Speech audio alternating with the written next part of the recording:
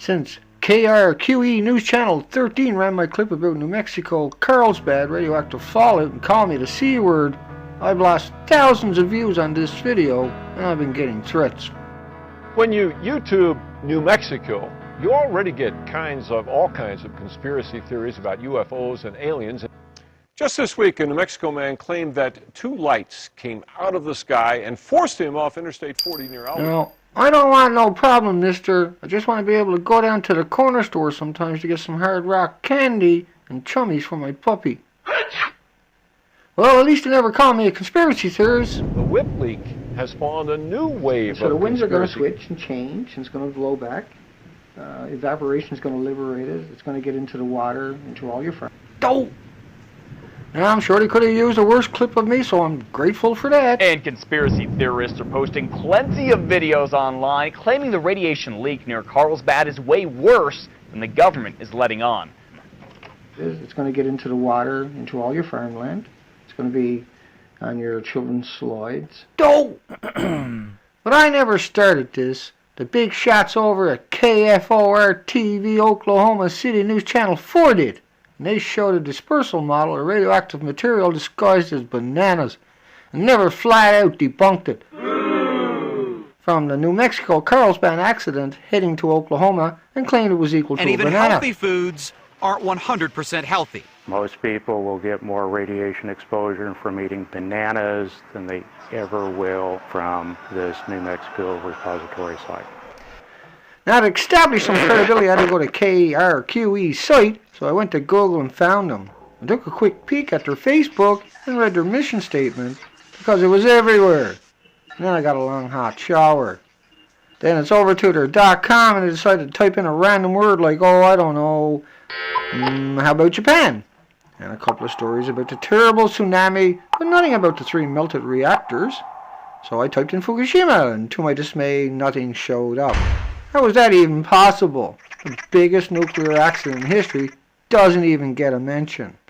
So I went over to YouTube and continued my search for Fukushima, but all I got was tsunami. So I refined my searches. And the only mention was a 2-minute video about iodine. It was from 5 days after 3/11. You might not think that the nuclear emergency going on halfway a world in Japan would have much of an effect here in New Mexico. Think again.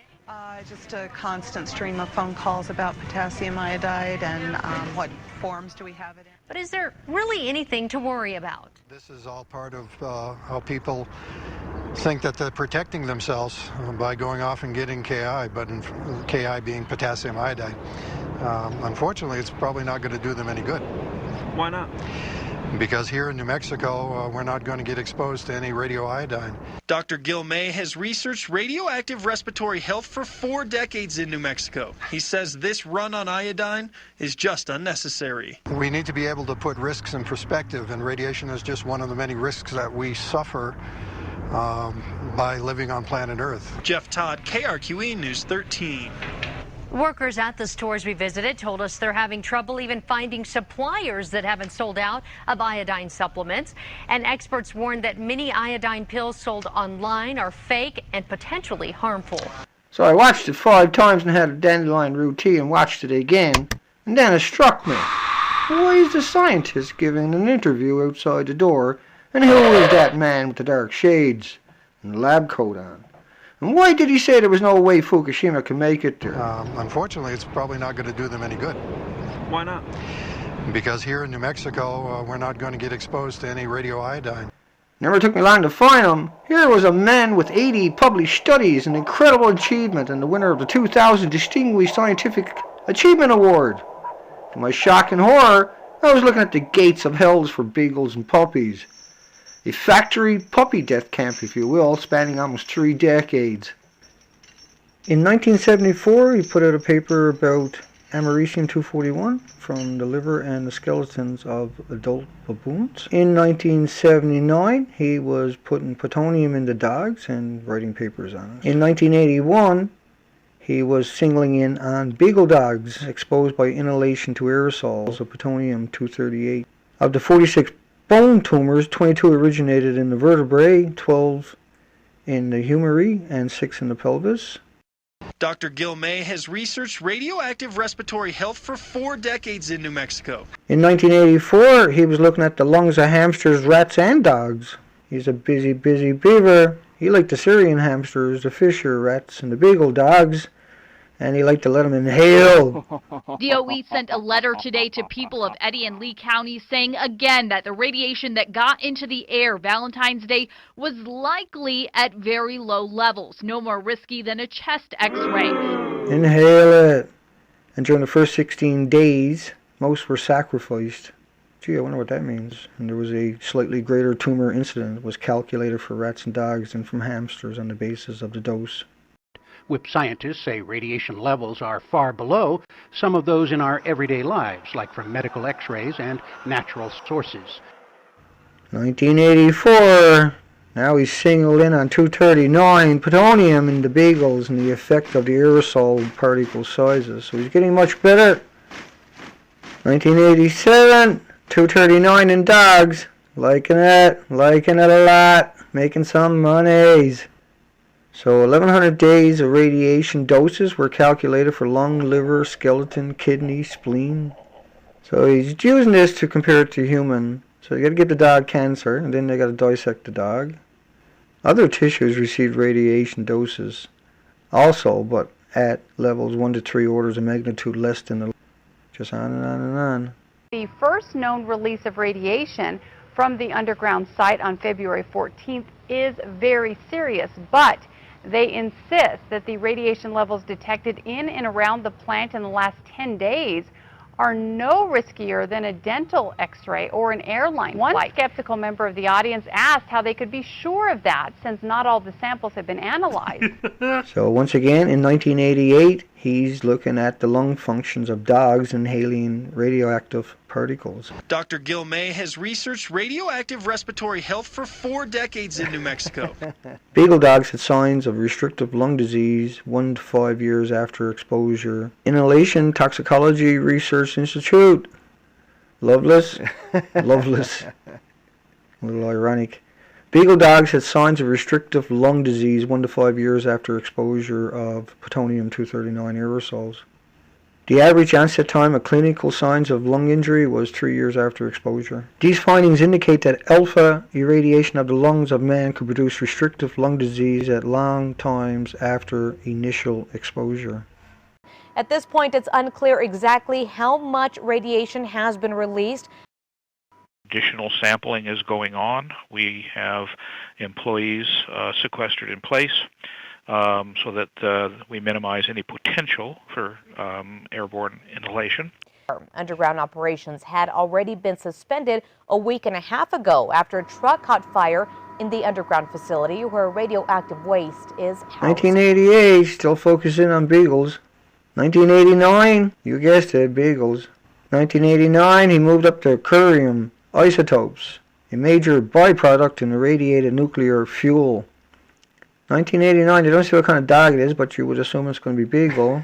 1990, rats and dogs, keep them going. 1991, he went looking at radon. That makes it good for just muddle the water. Long-term consequences of 239 exposure in dogs. 1992, young beagle dogs were exposed by inhalation to aerosols of plutonium-239. So they gave it to them young and then watched them over their lifetime. 1992, distribution and biological effects of inhale in monkeys. Animals died or were sacrificed. Now we know what that word means. 1995, still writing papers on dogs. 1996, using plutonium on the beagle dogs again. Study was conducted to determine the biological effects of inhaled 238 over the lifespan of 144 dogs. The lungs and skeletons and livers received the highest alpha particle doses. At its peak, the radiation levels were about a quarter of what you'd get in a chest x-ray. At death, all dogs were autopsied and all organs and lesions were sampled. Death from the radiation occurred up to 5 years later. Tumors of the lung, skeleton, and liver occurred beginning at about 3 years after exposure. Bone tumors found in 93 dogs were the most common cause of death.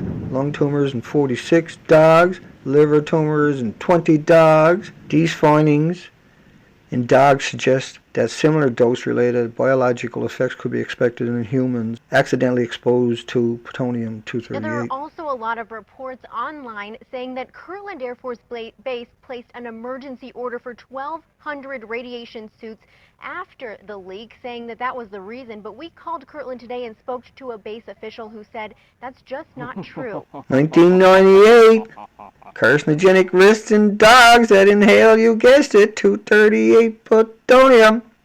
260 lifespan beagle dogs that inhaled 238 for incidence of lungs, bones, and liver tumors were modeled as a function of cumulative radiation dose.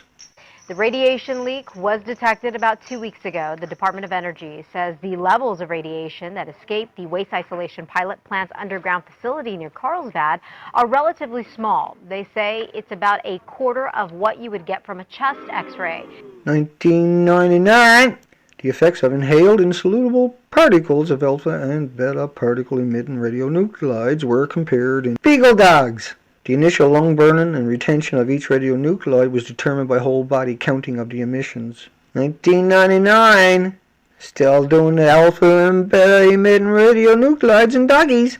In addition, organ retention data was obtained from parallel serial sacrifice studies with the same aerosols. So they had another group of dogs, they were giving the aerosols and chopping their lungs. They were sacrificed.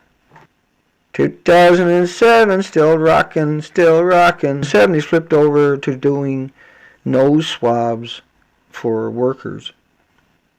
The results provided empirical support for using nose swab data for early dose assessment. That's important, folks. And he's got quite achievements under his belt. So I wonder how many puppies you got to irradiate to get the 2000 Distinguished Scientific Achievement Award. Dr. Raymond Gilmedy. No more risky than a chest x-ray. People saying it's much worse than the government is letting on. Whenever you have a disaster of any kind, there's always issues. You always mitigate the disaster and you move forward. And it's a big cover-up. It provides business, jobs, future. Here's News 13's Gabrielle Burkhart with that. Gabby? Dick, there's plenty of talk out there. Some people saying that I don't think it calls for mass hysteria. even pretending to be legitimate news outlets is very serious, but are no riskier than a dental x-ray or an airline flight. WIP scientists say radiation levels are far below some of those in our everyday lives, like from medical x-rays and natural sources. We know that's not true. Are no more risky than a dental x-ray or an airline flight. There. Some people are saying No danger to human health or the environment. There's a potential dose of 1.3 to 4.4 milliriems. To give you an idea of what that means, a single chest x-ray will expose a person to 10 milliriems. The average person in the U.S. gets exposed to more than 600 milliriems every year from naturally occurring radiation. That's what officials are saying. Workers at the site did not test positive for contamination.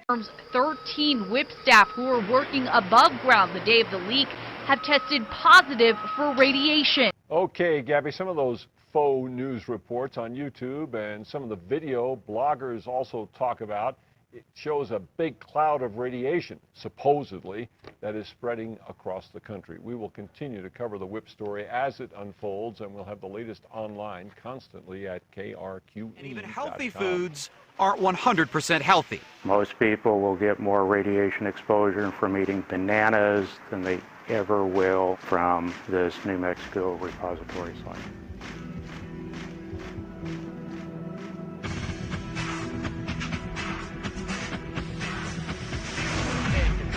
Theorists are posting plenty of videos online claiming the radiation leak near Carlsbad is way worse than the government is letting on.